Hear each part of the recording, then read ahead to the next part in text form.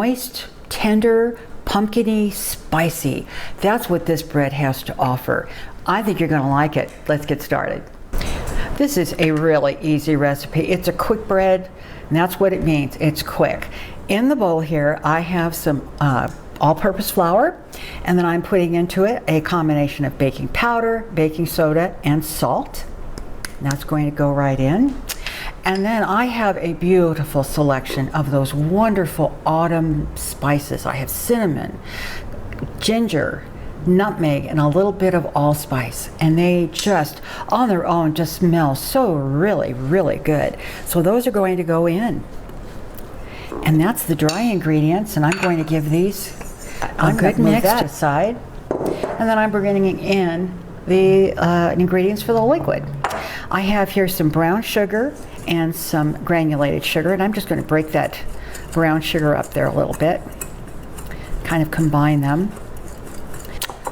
Okay, I have some avocado oil, and then I have a couple of beaten eggs, and those are going in. I have a little bit of milk, that's going in, and a little bit of vanilla. And I'm going to give this a nice mix to make sure all of that's really, really well mixed. And of course, now here comes in the pumpkin. Just plain pumpkin, not the pumpkin pie mix. And that's going to go in. And now I'm going to bring in those dry ingredients that I mixed up just a few minutes ago. There they are. And I'm going to put in the pumpkin mix. Oh, it just smells so fall in here, you know. You've got all those wonderful spices, and the pumpkin smells good. But we're not done here. I'm going to have one more entry into this wonderful, wonderful bread. So I'm going to mix this, just mix it. I don't want to, you know, sit here and beat it like it's a cake recipe. We want all that white to, you know, be fairly well gone. And now I am going to add some pecans and some cranberries. Now you don't have to add those if you don't want to. Bread. And here is some dried cranberries, and I did the same thing, and I did it for two reasons. One, it'll keep them suspended in the bread, and also it keeps them from sticking together. And you know how dried cranberries can do that. So I'm just now going to mix those in. Right. Just like that, and that is all I'm going to do with that. Just get it mixed in. So I have a prepared 8x5 baking loaf pan. Now mine is nonstick, but I still oil it. And then the other thing I do is I make a sling, which is just some parchment paper that I've cut to size.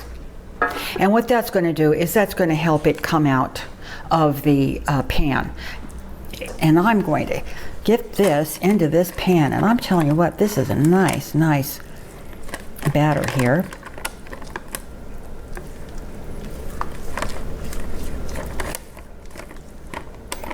Oh my goodness, it smells so wonderful. And I'm going to just smooth this out a little bit so we have some even there. That looks good. I have my oven set at 350 degrees, and I have the oven rack right in the center of the oven. This is going to go in for about an hour. I would start checking it, and of course it depends on everyone's oven, but I'd start checking it at about 50 or 55 minutes. See with the toothpick, if that toothpick comes out clean, then that bread is done. You don't want to overcook pumpkin bread, it'll dry out. And if it doesn't, you know, it doesn't come out, you know, the toothpick test, I'd give it another 2 minutes and try it again, and just keep trying until you know, get that to where that just comes out clean. It might even have a couple of crumbs on it, and that's okay. Once this is done baking, I'll bring you back. It looks dynamite. So I'm going to, see, here's this nice little sling I made for it. I'm going to just give it a little nudge on both sides where that paper wasn't. And I'm going to lift that up, out. See how beautiful that is? How easy that was? I'm going to move the pan out of the way. Now I let it cool about 10 minutes in the pan. Now I'm going to very gently roll this over and take the paper off. I'm going to roll that side over too. so I can just slide it out. I might have to just pick it up. There we go. All right. I think we should get to tasting this. I mean, it just smells so good.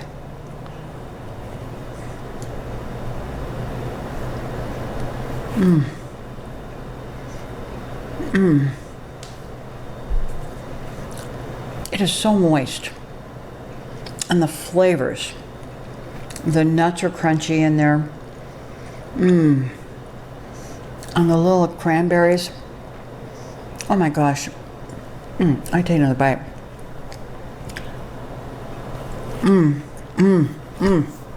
Oh my gosh. I think it's probably the best one I've done. And I make them every year, but every year I say, maybe I need to do a little of this or a little of that different, but oh my gosh. I will leave you the instructions and the recipe down below. Try it. I want to hear some comments. If you do try it, let me know what you think of it, because it is awesome. Thanks a lot for watching. I appreciate you being here. See you next time. Bye-bye.